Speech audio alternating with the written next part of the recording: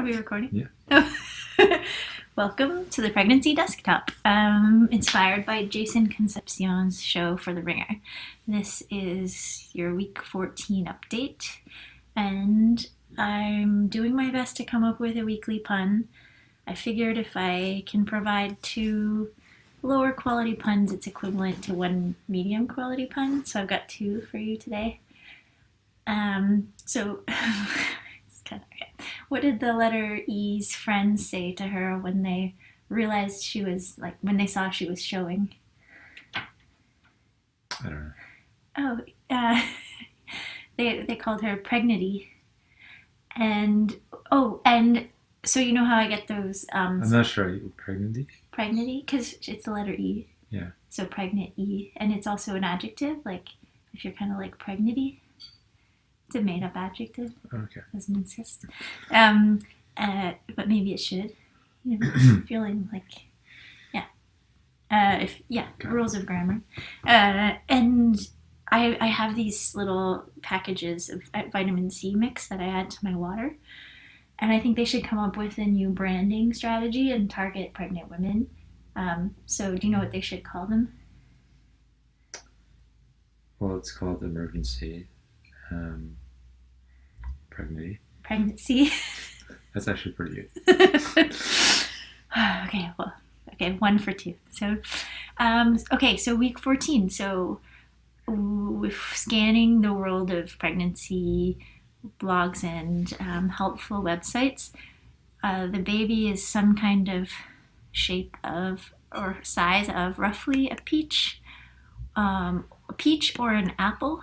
There were a few lemons, so here's one showing that the baby is the size of a lemon. Also, the site that always tries to stick out decided it's a pickle.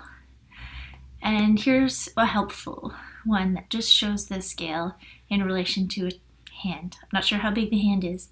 They needed to also show a piece of fruit so we know how big the hand is. That's the rundown. But basically almost 10 centimeters and just under 25 grams. And one interesting thing that stuck out when we were reading about week 14 is this thing Lanugo. So basically, some of you may already know what it is, but it's kind of like your baby's growing a mustache all over their body. And this is the idea, the body's idea is that there's not enough fat to protect the baby to keep it warm, so it instead grows this little fur. Here's a baby that was born prematurely because it does disappear by week 30, according to what I read. So I guess some babies are born with a little bit of it, but then it sheds. I don't know if shed is the right word, but so that's the idea. Oh yeah, what was this picture I put? I can't remember. Oh yeah, I'm not sure if that's Lanugo or something else. I was trying to find pictures of what it looks like. And last week I mentioned the subchorionic hemorrhage, so I wanted to give an update. And for your background viewing pleasure, we have this picture. This guy is a rapper from France whose name is SCH. And so for the SCH update, basically, not much has changed.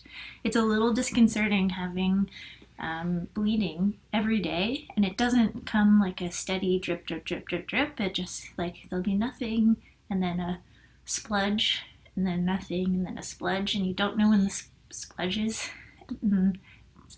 sorry for the word, are coming. So it can be a little off-putting, but it's really nice to be able to talk to Daniel and tell him what's up each day. And we've been somewhat reassured hearing that this is not uncommon, and a lot of people go on to have perfectly healthy babies.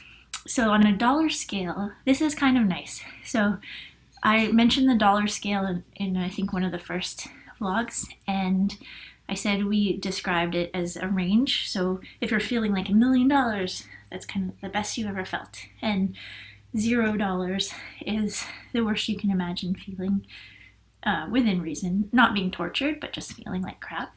And I'd say during week 6 till 13-ish, I was spending a lot of times in the tens, and sometimes little blips would go up to the hundreds. And this week has definitely been in the thousands. So I hope that's a trend, that I'm feeling a lot better. And one of the things we have coming up is a meeting with our OB. So we had some fun this week coming up with questions to ask her. And this is a really fun exercise it's kind of going to happen anyway. You'll think of questions to ask your OB, but we set aside a chunk of time just to talk about it and brainstorm and then keep a running list. So for an example, a question that we came up with that's important to ask now for planning ahead are things like, is flying okay in our particular situation? Because we read that for some people, flying can be off limits. Or, can I go for a jog? What things are covered by our insurance or not? Lots of good questions, and we'll give you an update on kind of how that experience goes. We've never met her before, but we have heard good things. Okay, so on a kind of fun note, it says top 5, but this actually should be top 3. I just tried to come up with top 5, but I didn't make it. There are all these lists of like the best things you should do, your bucket list for your life, but I haven't found a bucket list for pregnant people.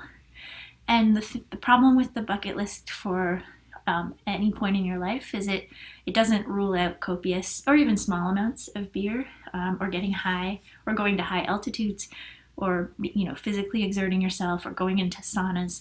So I wanted to come up with 3 things to do while pregnant that probably won't have a chance to do later for a long time, if ever again.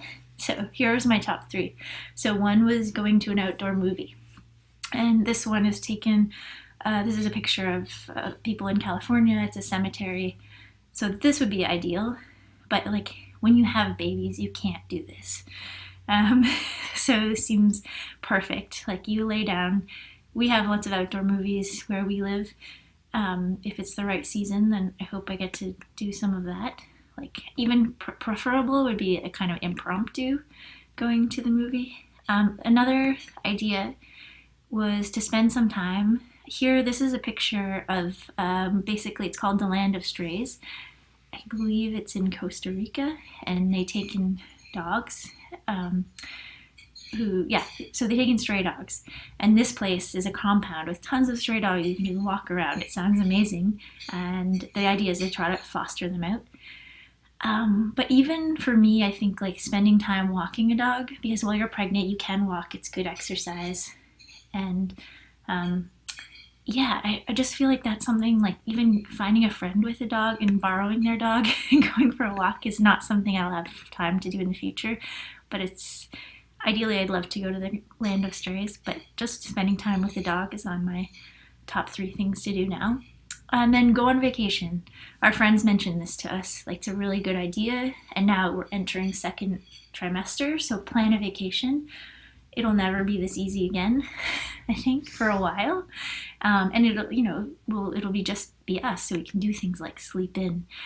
But I want to see if we can find something interesting and fun that involves trains. So that's my 3rd.